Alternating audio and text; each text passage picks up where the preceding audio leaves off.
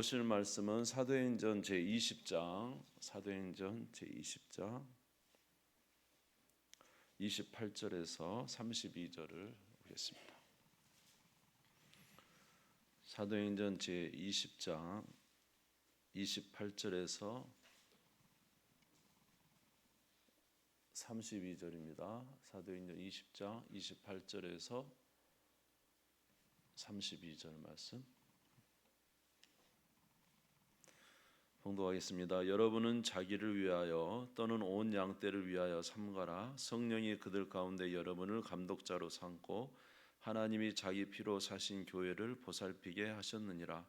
내가 떠난 후에 사나운 이리가 여러분에게 들어와서 그 양떼를 아끼지 아니하며 또한 여러분 중에서 제자들을 끌어 자기를 따르게 하려고 어그러진 말을 하는 사람들이 일어날 줄을 내가 아노라. 그러므로 여러분이 일깨어 내가 3년이나 밤낮 쉬지 않고 눈물로 각 사람을 훈계하던 것을 기억하라.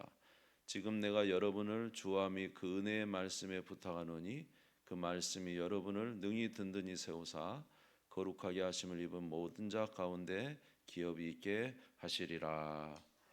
아멘.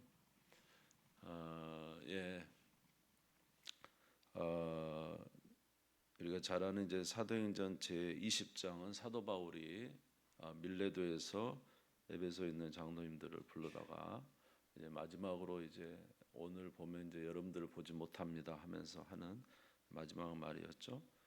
거기에 보면은 자기가 어떻게 3년 동안 에베소에서 목회했는지에 대한 이야기를 쭉 하면서 사실 에베소 지역은 거기 아데미 큰 7대 불가사의한 그렇게 큰 그 아데미 신전이 있었습니다.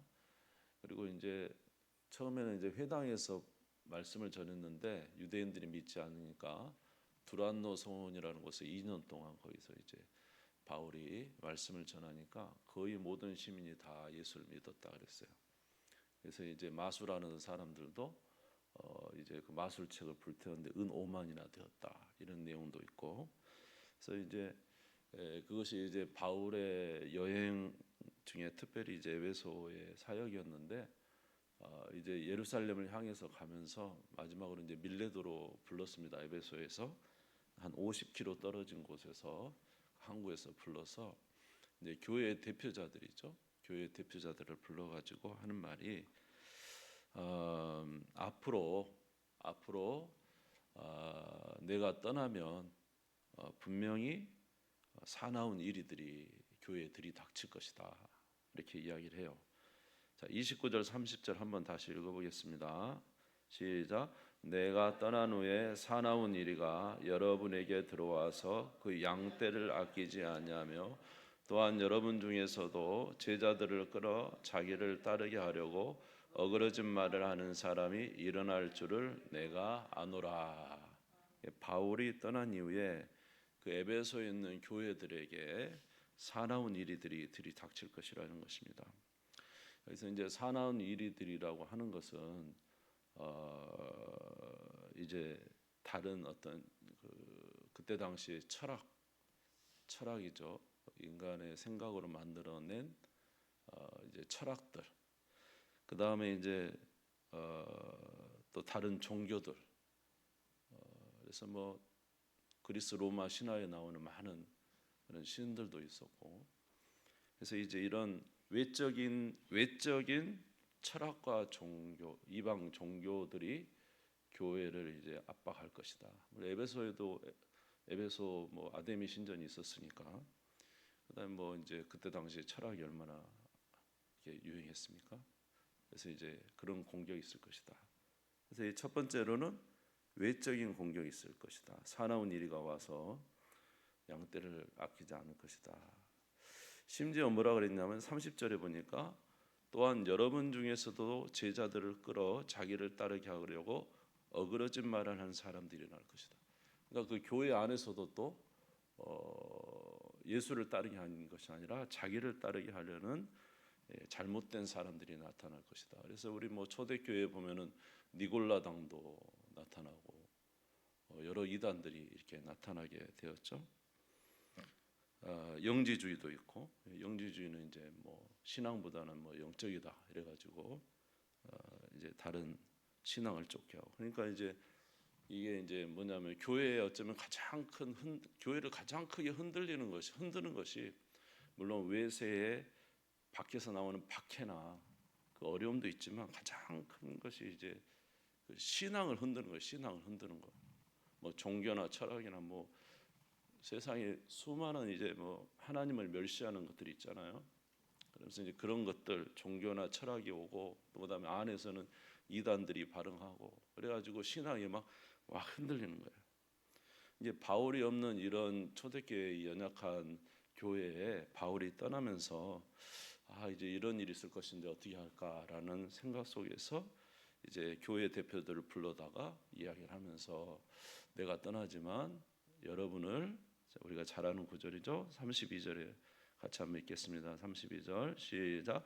지금 내가 여러분을 주와 및 그 은혜의 말씀에 부탁하노니 그 말씀이 여러분을 능히 든든히 세우사 거룩하게 하심을 입은 모든 자 가운데 기업이 있게 하시리라. 여러분을 뭐에 부탁하죠? 주와 및 그 은혜의 말씀에 부탁하는데 그런데 뭐가? 그 말씀이 여러분을 능히 든든히 세울 것이다. 자, 말씀이 이 교회의 지도자를 등등히 세울 것이다. 아멘.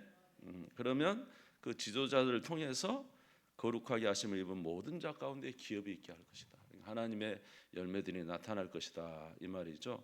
여기서 보면 주와 그 은혜의 말씀에 부탁한다 했는데 그 다음에는 그 말씀이 여러분을 든든히 세운다. 이게 주님이 무엇을 통해서 일하신다는 걸까요?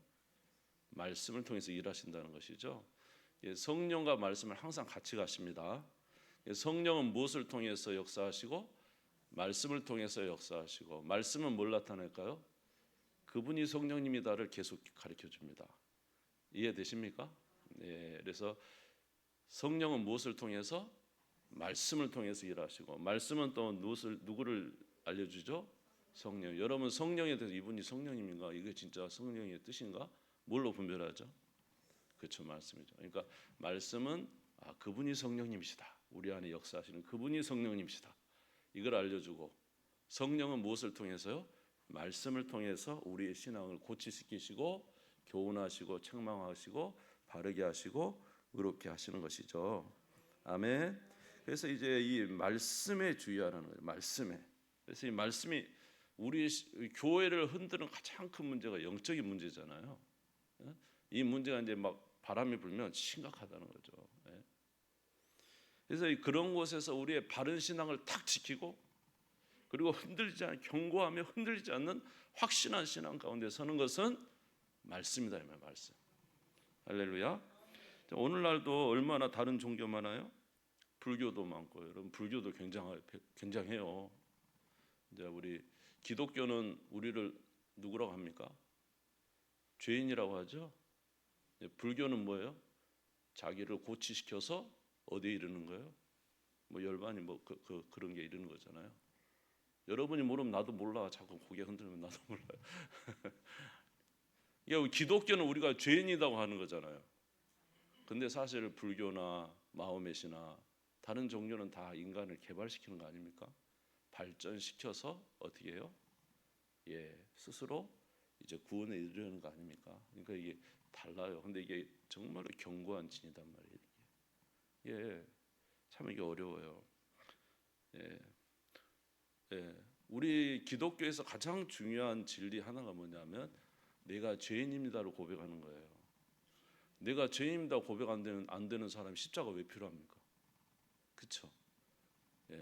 내가 죄인입니다. 나는 결코 스스로 구원할 수 없습니다. 나는 망할 죄인입니다. 그런데 나의 죄를 위해서 누가 오셨다고요? 예수님이 오셨습니다. 이 말을 하려면 그러니까 이런 이방 종교 오늘날에도 얼마나 많은 다른 종교가 많아요. 벨로무 종교들이 요새는 다 생기잖아요. 그러니까 그런 종교에서 흔들리자 이 세대 가운데 특별히 이 기독교의 신앙이 약해져가는 이때에 우리가 수많은 이방 종교에서 우리의 신앙을 지키려면 확실한 말씀 위에 서야 된다. 아멘. 두 번째는 뭐냐 하면 두 번째는 이제 이단 아니에요. 이단. 이게 내적 밖에서 들어온 공격이 있지만은 교회 안에서 잘못된 흐름으로 흘러가는 이단에 대해서도 우리가 바로 서려면은 하나님의 말씀 가운데 서 있어야 돼요. 여러분 얼마나 요새 우리 뭐 구원파 얼마나 비슷해요? 통일교 통일교는 사실 뭐 이단이라고 말할 것도 없어요. 너무 이제 뭐 JMS 다 통일교 JMS도 뭐죠? 이만희 신천지 다 통일교에서 뿌리가 근거가 온 겁니다. 그러니까 이런 이단에서 요새 구원파도 여호와 증인도 어제도 보니까 뭐 여호와 증인이 전도를 열심히 해서 아파트에다 꽂아놓을 것 같더라고요. 제가 다시 가져왔어요. 그런 여호와 증인이나 구원파 얼마나 비슷해요? 비슷하잖아요. 그런데 그런 수많은 이단에서 우리가 흔들리지 않고 지키기 위해서는 주와 그 은혜의 말씀에 부탁해야 돼요. 아멘. 오늘 여러분들이 저와 여러분들의 신앙생활 할 때도 마찬가지예요. 우리 뭐 그런 이단이나 그런 다른 종교뿐만 아니라 우리 안에서도 얼마나 서로 이 교회 생활하면서 갈등이 많아요. 인간적인 갈등, 관계 갈등도 있고 잘못된 교회에 대한 잘못된 생각들에 대한 생각도 있고 여러 가지 갈등이 있잖아요. 그런 갈등에서 우리가 신앙을 딱 지키려면 뭐가 필요해요? 하나님의 말씀에 딱 서야 된단 말이에요. 하나님 말씀을 딱 도끼 찍듯이 계속 하나님 말씀을 찍어가지고 흔들리지 않도록 탁 못을 박아가지고 그래 당신들은 그렇게 하더라도 나는 흔들리지 않을 거야. 나는 왜 그런 줄 알아? 하나님께서 이렇게 말씀하셨거든. 하나님 이렇게 말씀하셨으니까 나는 흔들리지 않을 거야. 하나님의 말씀에 쓴 사람들이 흔들리지 않는단 말이에요. 밖에서도 안에서도 또는 우리의 교회의 여러 가지 문제 때문에 얼마나 헐뜯는 사람 많습니다. 흔들리지 않는 신앙은 이게 지금 바울이 내가 떠나지만 여러분들을 내가 주와 그 은혜의 말씀에 부탁합니다. 여러분들이 항상 주의 말씀에 있고 그리고 누구든지 말해도 부끄럽지 않은 자로 하나님의 말씀에 부끄럽지 않은 자로 서십시오. 그래서 하나님의 교회를 세우십시오. 이렇게 말하고 있잖아요. 그러니까 저와 여러분도 마찬가지로 하나님의 말씀에 서야 된다는 거예요. 굉장히 중요합니다. 디모데전서 4장 1절에서 5절을 한번 보시면 화면에 나오는가 모르겠습니다. 디모데전서 한번 화면 나왔네요. 4장 1절에서 5절 한번 읽어봅시다. 시작. 그러나 성령이 밝히 말씀하시기를 후일에 어떤 사람들이 믿음에서 떠나 미혹하는 영과 귀신의 가르침을 따르리라 하셨으니 자기 양심이 화현을 맞아서 외식함으로 거짓말하는 자들이라. 혼인을 금하고 어떤 음식물은 먹지 말라고 할 터이나 음식물은 하나님이 지으신 바니 믿는 자들과 진리를 아는 자들이 감사함으로 받을 것이니라. 하나님께서 지으신 모든 것이 선함에 감사함으로 받으면 버릴 것이 없나니 하나님의 말씀과 기도로 거룩하여 짐이라. 뭘로 거룩해진다고요? 뭐 혼인을 안 하고 음식을 안 먹고 그것이 금식하고 그것이 거룩해지는 게 아니라 우리가 거룩해지는 것은 하나님의 말씀에 설 때 거룩해지는 거예요. 그것을 말씀 붙잡고 기도해서 거룩한 삶을 살아가는 거죠. 그러니까 말씀과 기도로 거룩해진다니까요. 아멘. 진리에 서야 된다니까요. 예배도 어떻게 드리라고요? 영과 진리로 드리라 했잖아요. 예배도 영과 진리로. 아멘. 그래서 저와 여러분들이 이 세대 여기 오늘 이제 사도행전 나오는 그 지금 그 초대교회 에베소에 있는 교회 성도들에게 바울이 지금 하는 말이나 오늘 우리나 똑같아요. 어쩌면 우리가 더 혼란스러워 지금. 정말로 혼란스러운 시대. 오늘도 목포 나왔지만은요. 교회가 인구가 줄고 도시도 다 줄고 막 오늘 목사님들이 인구가 지니까 막 도시도 막 그런데요. 점점점 그런 상황이 됐다. 이런 상황 속에서 우리가 흔들리지 않는 신앙과 믿음을 가지고 살아가는 방법은 말씀과 기도로 그렇게진다. 여러분 말씀을 꼭 가지시고 말씀에 집중하시고 말씀을 알기를 원하시고 아멘. 저도 말씀을 더 깊이 이렇게 보기를 원합니다. 할렐루야. 뿐만 아니라 이런 신앙뿐만 아니라 우리의 삶에서도 말씀이 중요해요. 여호수아서 1장 7절에서 8절을 보시면 여호수아가 지금 가나안 땅을 점령하러 가잖아요. 근데 하나님께서 뭐라 그러냐면 강하고 담대하라 그랬지만은 그에게 해야 할 일을 말씀하셨어요. 같이 읽어보죠. 시작. 오직 강하고 극히 담대하여 나의 종 모세가 내게 명령한 그 율법을 다 지켜 행하고 우로나 좌로나 치우치지 말라. 그리하면 어디 가든지 형통하리니 이 율법책을 내 입에서 떠나지 말게 하며 주야로 그것을 묵상하여 그 안에 기록된 대로 다 지켜 행하라. 그리하면 내 길이 평탄하게 될 것이며 내가 형통하리라. 여러분 지금 여호수아가 가나안 땅을 점령해서 지금 가나안 그 엄청난 백성들과 전쟁하러 가야 되잖아요. 예? 그러면 우리 생각 같아서는 지금 뭘 준비해야 돼요? 예? 무기를 준비해야지. 칼을 닦고 활을 만들고. 안 그래요? 근데 하나님 뭐라고요? 말씀을 주야로 묵상하래요. 말씀을 주야로. 말씀을 주야로 묵상하라 했는데 그 이유가 뭘까? 첫 번째로 말씀은 우리를 겸손하게 합니다. 신명기 17장 18절에서 20절에 보면 왕은 항상 주의 말씀을 읽어서 그 말씀을 귀에 두고 하라 그랬어요. 그가 왕위에 오르거든 이 율법서의 등사본을 레위 사람 제사장 앞에서 책에 기록하여 평생에 자기 옆에 두고 읽어서 그 하나님 누구를 여호와 경외하기를 배우며 이 율법의 모든 말과 이 규례를 지켜 행할 것이라.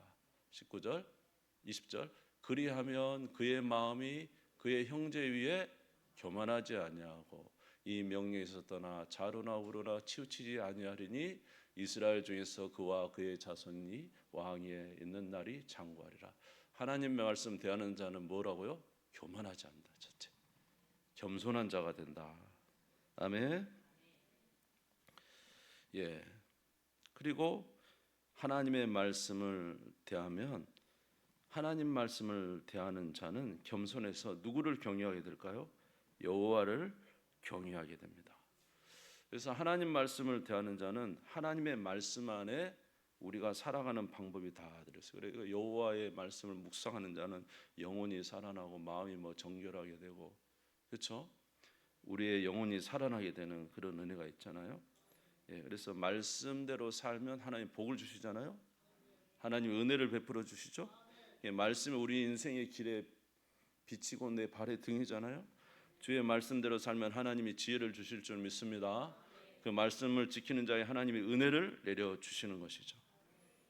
아멘. 잠언서 2장 1절에서 5절에 보면 우리가 하나님을 찾고 찾으면 한 가지를 배운대요. 내 아들아, 내가 만일 나의 말을 받으며 나의 계명을 내게 간직하며 내 길을 지혜에 기울이며 내 마음을 명철에 두며 지식을 불러 구하며 명철을 얻으려고 소리를 높이며 은을 구하는 것 같이 그것을 구하며 감추어진 보배를 찾는 것 같이 그것을 찾으면 여호와 경외하기를 깨달으며 하나님을 알게 되리니. 찾고 찾았더니 결국은 뭐냐면 여호와를 경외하게 된다는 것이죠. 그리고 하나님의 말씀이 진리라는 걸 깨닫게 되죠. 예, 우리가 지금까지 살아오면서 내 지혜로 아무리 살았지만은 그것이 우리에게 진정한 복이 되지 못했습니다. 하나님의 말씀은 당신은 굉장히 힘들지만 그 말씀대로 살고 나서 보니 그것이 우리에게 큰 복이 되었다는 사실을 여러분이 아실 거예요. 그래서 하나님의 말씀을 이제 대하는 자는 겸손하게 되고 이제 우리가 받게 되는 두 가지가 있는데 첫 번째로 하나님의 말씀대로 살면 하나님이 약속하신 복이 우리에게 임합니다. 그리고 하나님의 말씀대로 살게 되면 겸손하여 누구를 경외하게 되죠? 하나님을 경외하게 되어서 하나님이 지혜를 주셔요. 그래서 하나님 말씀대로 살아가는 자는 하나님과 굉장히 친밀해져요. 나의 말을 가지고 지키는 자라야 나를 사랑하는 자다. 그래서 주의 말씀을 지킨 자는 굉장히 친밀해서 어떻게 행할 바를 알아요. 그리고 어떤 것이 있냐 하면 내가 할 수 있는 일과 할 수 없는 일을 구분합니다. 뭐라고요? 할 수 있는 일과 할 수 없는 일이 구분돼요. 하나님께 이렇게 하면 되겠다는 하나님이 번뜩이는 지혜를 주셔서 그렇게 살게 하셔요.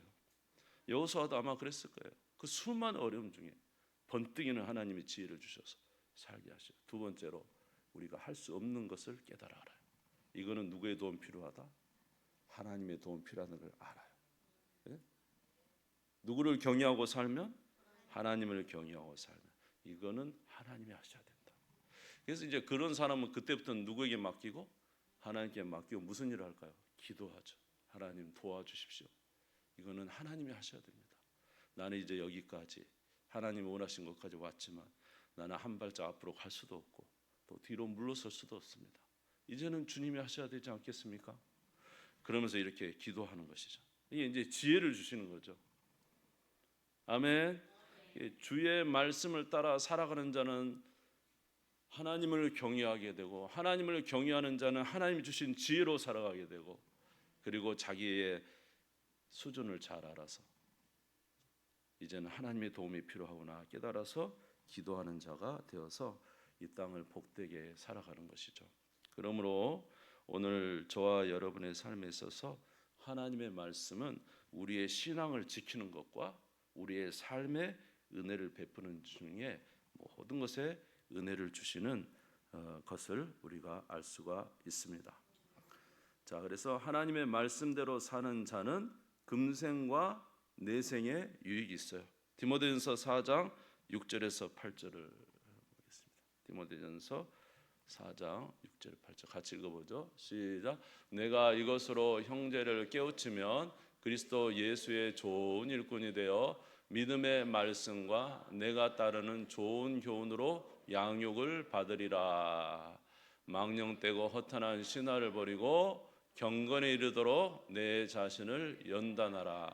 육체의 연단은 약간의 유익이 있으나 경건은 범사에 유익하니 금생과 내생에 약속이 있느니라. 여러분 이 흔들리는 세대 속에서 흔들리지 않고 살아가는 것은 뭐라고요? 하나님의 말씀에 입각하여 신앙생활하는 것이죠. 그러면 무엇에 이르게 될까요? 구원에 이르게 될 줄 믿습니다. 그래서 내생에 약속이 있죠. 그러나 하나님의 말씀대로 여호수아처럼 하나님 말씀대로 순종하고 살아가면 이 땅에 하나님이 지혜를 주시죠. 그래서 하나님의 은혜도 있지만 또 기도의 삶으로 하나님의 능력을 입고 살아가는 복된 삶을 살아갈 수 있기 때문에 금생에 유익이 있습니다. 하나님의 말씀은 내생에도 금생에도 유익이 있어요. 자, 우리 디모데후서 3장 찾아보고 마치겠습니다. 디모데후서 3장